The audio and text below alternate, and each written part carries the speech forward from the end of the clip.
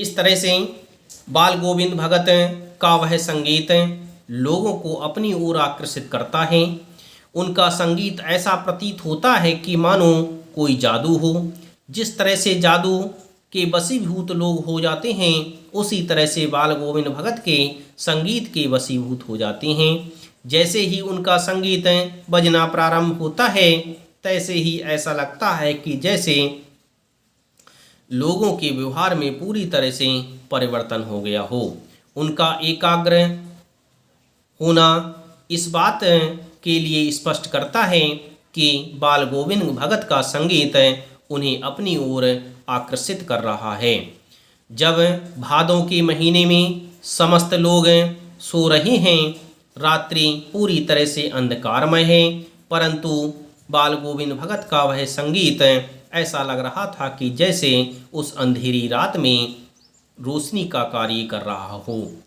वह गा रहे हैं, तेरी गठरी में लागा चोर मुसाफिर जाग जरा। इस तरह से वह गीत के लिए गुनगुना रहे हैं। कार्तिक आया नहीं कि बाल गोविंद भगत की प्रभातियाँ शुरू हुईं, जो फागुन तक चला करती हैं। इन दिनों वह सवेरे ही उठते, न जाने किस वक्त जग कर वह नदी स्नान को जाते, गांव से 2 मील दूर। वहां से नहा धोकर लौटते और गांव के बाहर ही पोखरे के ऊंचे भिंडे पर अपनी खंजड़ी लेकर जा बैठते और अपने गाने टेरने लगते थे। इस तरह से बाल गोविंद भगत जल्दी ही स्नान कर लिया करते थे और अपनी खंजड़ी को लेकर के गाने के लिए बैठ जाया करते थे। मैं शुरू से ही देर तक सोने वाला हूँ, किंतु एक दिन माघ की उस दांत किटकिटाने वाली भोर में ही भी उनका संगीत मुझे पोखरे पर ले गया था। अभी आसमान के तारों के दीपक बुझे नहीं थे। हाँ, पूरब में लोही लग गई थी, जिसकी लालिमा को शुक्र तारा और बढ़ा रहा था। लोही का अर्थ है प्रातः काल की लालिमा। इस तरह से प्रातः काल की लालिमा पूरी तरह से दिखाई दे रही थी। उस लालिमा के लिए शुक्र तारा और अधिक बढ़ा रहा था। खेत बगीचा घर सब पर कुहासा छा रहा था। कुहासा कहते हैं कोहरे के लिए। हर जगह कोहरा कोहरा ही दिखाई दे रहा था। कोहरे की परतें सब जगह बिछी हुई दिखाई दे रही थी। सारा वातावरण अजीब रहस्य में आवृत मालूम पड़ता था। आवृत का अर्थ होता है ढकना। समस्त वातावरण अजीब रहस्य में पूरी तरह से ढका हुआ था।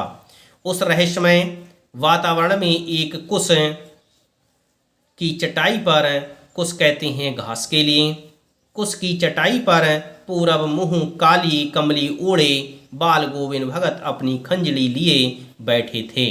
ऐसे वातावरण में बाल गोविंद भगत अपनी खंजड़ी को लेकर के बैठे हुए गुनगुना रहे थे। उनके मुंह से शब्दों का तांता लगा हुआ था। उनकी अंगुलियां खंजड़ी पर लगातार चल रही थीं। इस तरह से वह खंजड़ी को बजाते जा रहे थे। गाते गाते इतने मस्त हो जाते, इतने सुरूर में आ जाते, उत्तेजित हो उठते कि मालूम होता अब खड़े हो जाएंगे। इस तरह से पूरी मस्ती में वह गीत को गुनगुनाया करते थे। कमली तो बार बार सिर से नीचे सरक जाती थी। मैं जाड़े से कपकपा रहा था, किंतु तारे की छाव में भी उनके मस्तक के श्रम बिंदु जब तब चमक ही पड़ते। इस तरह से लेखक कहता है कि ठंड पूरी तरह से पड़ रही थी। बाल गोविंद भगत अपने संगीत में इस तरह से मस्त थे कि वह जो कमली ओढ़े हुए थे वह बार बार उनके सिर से नीचे गिर जाती थी।